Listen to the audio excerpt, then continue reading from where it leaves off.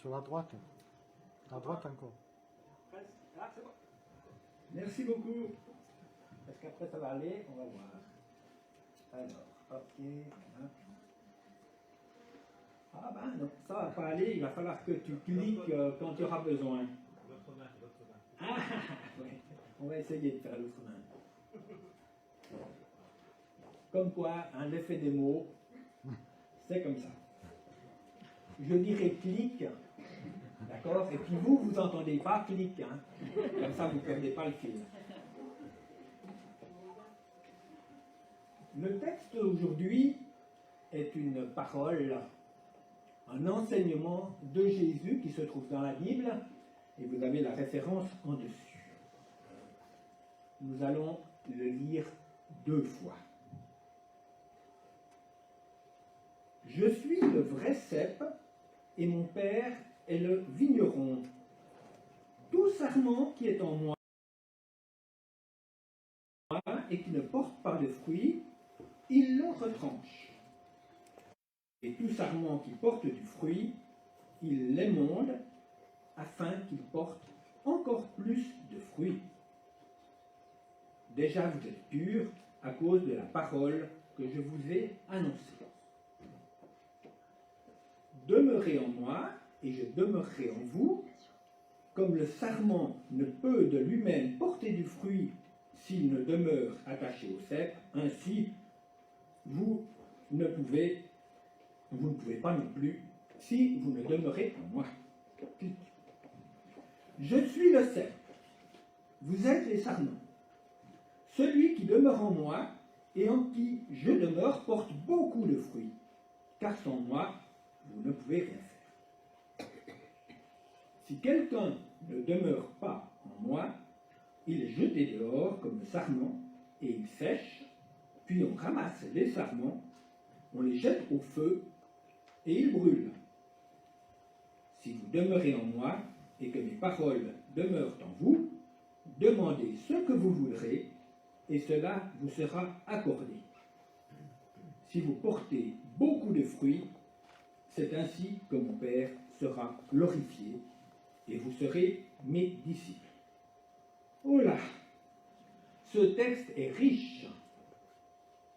Il parle de Dieu, de Jésus, de nous.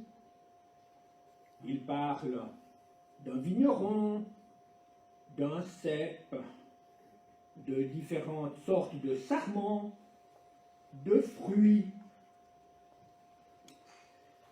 Essayons de le relire en classant les sujets. Clique.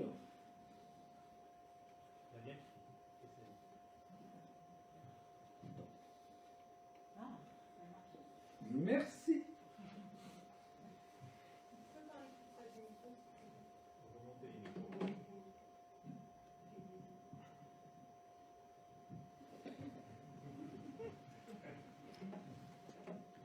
Alors je reparle comme ça, cette force-là.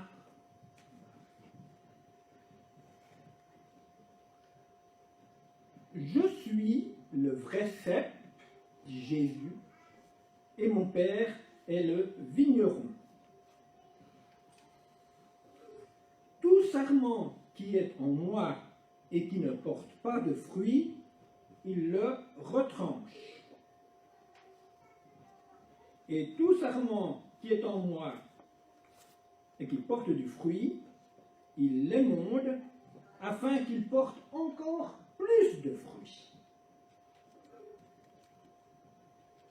Déjà, vous êtes purs à cause de la parole que je vous ai annoncée. Mais que vient donc faire le verset 3 dans cette histoire de vigne?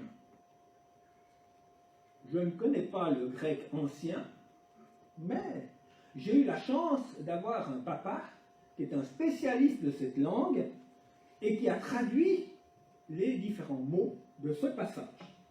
Alors, je suis un vernis, ça me permet de m'en sortir ainsi. La traduction qu'il a choisie n'est pas émondée, mais c'est débarrasser de tout. Sous-entendu, de tout ce qui gêne, de tout ce qui nuit, de tout ce qui est inutile. Et puis, au lieu d'utiliser le mot pur, il a été remplacé par débarrasser de tout ce qui est de trop. Hein? Un diamant de carbone pur, sans impureté, un monocristal, c'est du solide. Alors là, tout d'un coup, on commence un peu mieux à s'imaginer que ce verset 3, c'est pas comme un cheveu sur la soupe. Dans la pensée de Jésus, eh bien, il voit ses disciples, il est en train de parler du travail justement de se débarrasser de ce qui gêne, et il se rend bien compte que les disciples sont purs par la parole qu'il annonce, qui vont changer leur vie du tout au tout.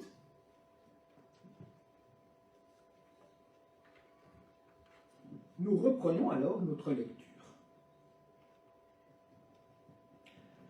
Demeurez en moi et je demeurerai en vous, comme le sarment ne peut lui-même porter du fruit s'il ne demeure attaché au cep, ainsi vous ne le pouvez pas non plus si vous ne demeurez en moi. C'est pour ça que j'ai mis une double flèche. Il y a les deux choses.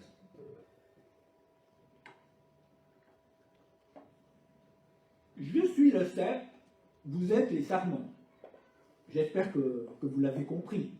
Mais c'est à ce moment-là que ça apparaît.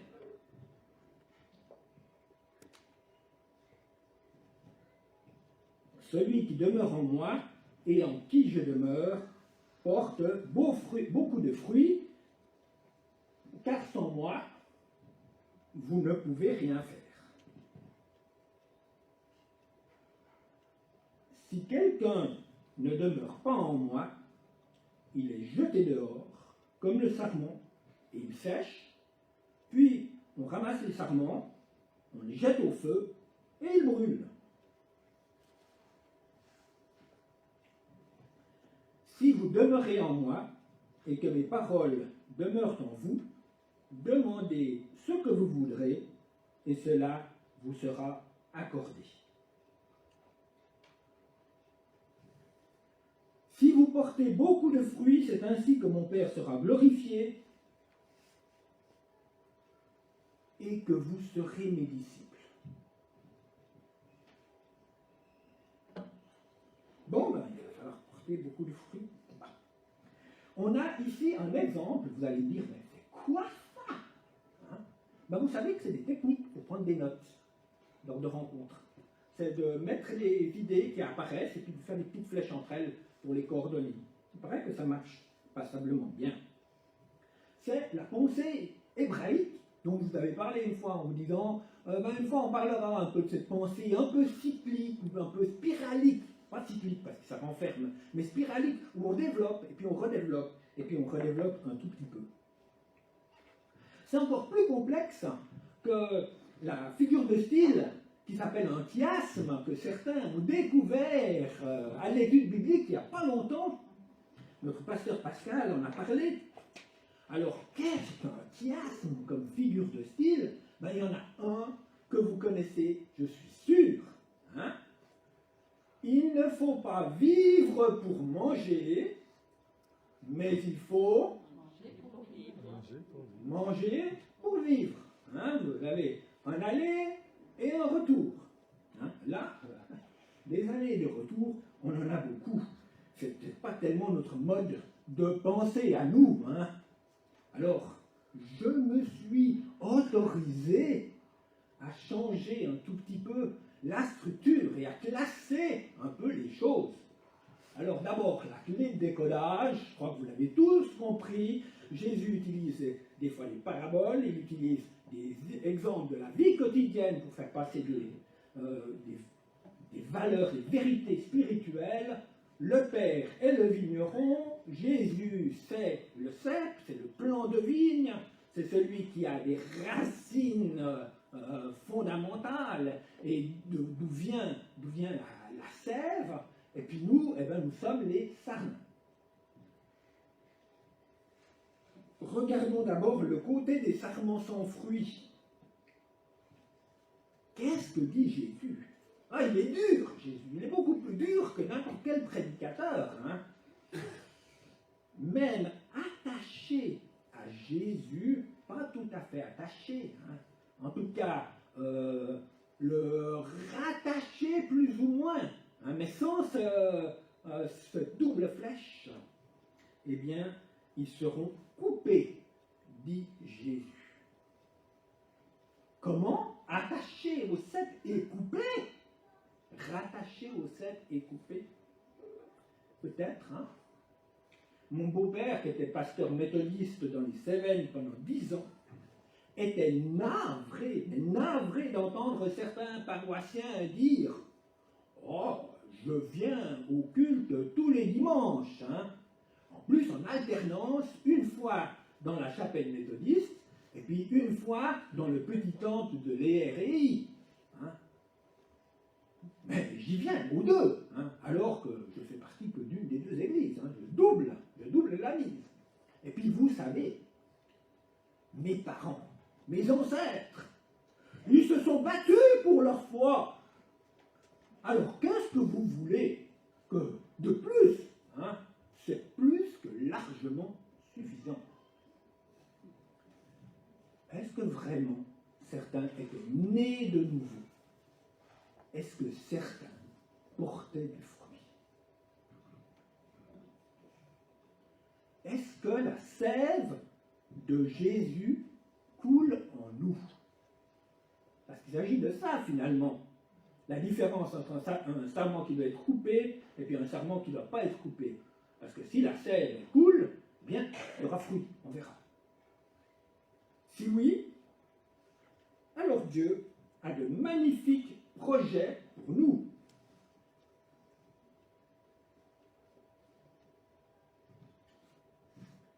Avec son sécateur.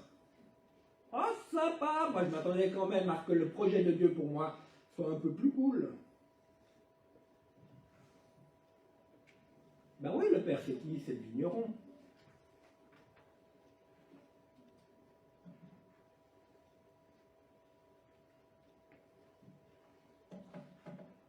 Débarrasser de ce qui est inutile. Émonder, c'est tailler. C'est une coupure franche. Parfois, il faut dire comme Jean le Baptiste, il faut qu'il croisse et que je diminue.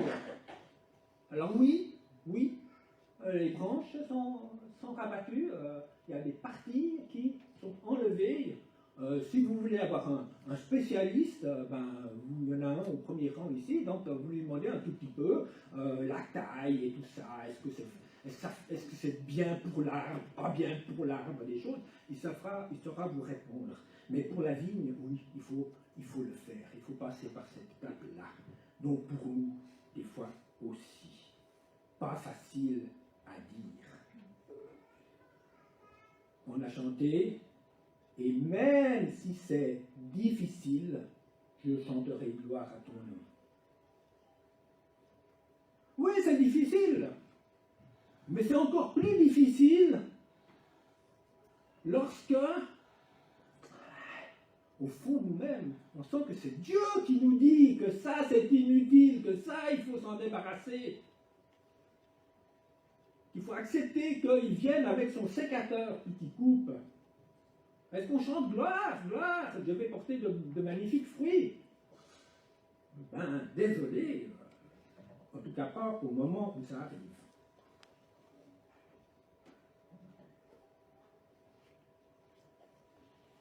Là, j'ai fait... Ouais, c'est juste. C'est voulu. Hein. On dit page blanche, voulu. Là, c'est page noire, voulu. Émonder vient du latin, emundare, pour ceux qui ont fait un peu de latin, purifier, nettoyer. C'est donc aussi, non seulement tailler, mais c'est aussi purifier, nettoyer, effeuiller. Effeuiller. Comment effeuiller? Ben, tu n'y comptes pas. Les feuilles, c'est drôlement utile, hein. Photosynthèse, tout le tralala. J'ai besoin des feuilles. Sinon, moi, sarment, ça va être difficile. Mais oui, mais certaines feuilles, elles favorisent les maladies. Et puis, elles nuisent à l'ensoleillement de la grappe. Il faut laisser des feuilles, bien sûr, mais pas trop. Les feuilles peuvent être pour nous, par exemple, le domaine détente, loisirs. J'ai besoin d'un jour shabbaté. Oui, 1000 fois oui. J'ai besoin de vacances. On ne va pas discuter si vous avez besoin de 4 vacances, ou de 4 semaines ou de 5 semaines. Hein. Dans les pays, ça peut être différent. Mais c'est oui, 100 fois oui. Vous avez besoin de vacances pour faire un peu autre chose. J'ai besoin de temps pour moi. Oui, 10 fois oui. Vous avez besoin de temps pour vous. Vous pouvez demander à n'importe quel conseiller conjugal qui dira vous avez besoin de temps ensemble, puis vous avez besoin de temps aussi, chacun pour vous. La réponse à cette problématique des feuilles, c'est pas de répondre oui ou non. Il faut qu'il en reste des feuilles. La réponse est presque toujours oui, mais modérément, dans le domaine des détentes et loisirs. C'est un problème de quantité, c'est un problème d'équilibre. Exemple, qui pourrait être l'exemple pour moi. Tiens, prenons-moi comme exemple. C'est beaucoup plus facile de prendre soi-même comme exemple, comme ça personne ne se sent visé. Si ce n'est moi-même, mais bon, j'ai l'habitude.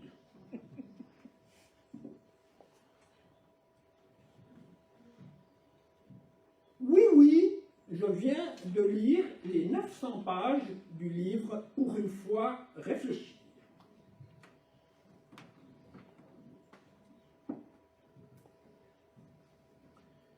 Et une fois des arguments vient de sortir. Pub. Ah, comme je suis tenté de dire. Alors écoute Seigneur, je dois fortifier ma foi, pouvoir bien l'argumenter.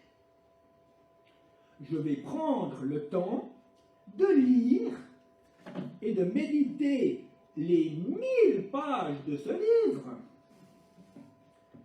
Et tant pis pour les 1001 briques.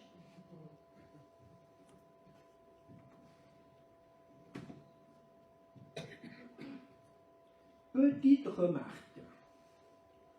Un vase, dit-il au potier, comment il doit être fait. Romains 8, 28.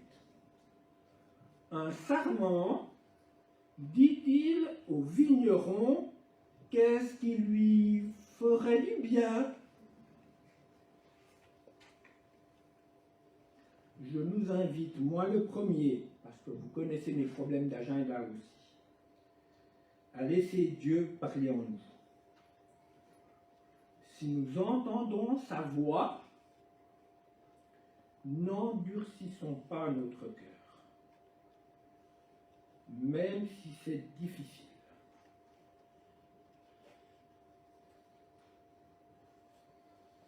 Si nous sommes les brebis du Seigneur, nous savons reconnaître sa voix, qui dit à l'un, il te faut abandonner totalement ceci.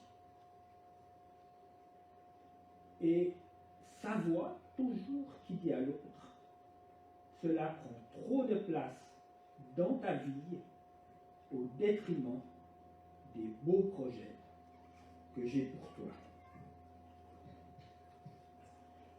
Jésus dit, je suis le cep et mon Père est le vigneron.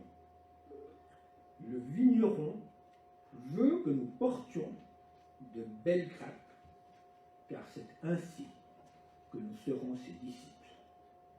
Amen.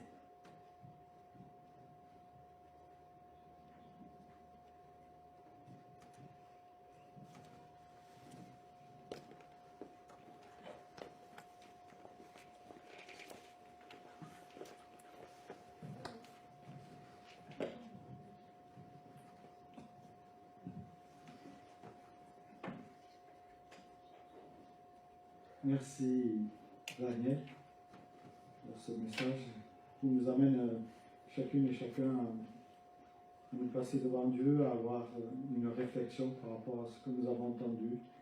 Qu'est-ce qui est utile dans notre vie, qu'est-ce qui n'est pas forcément utile.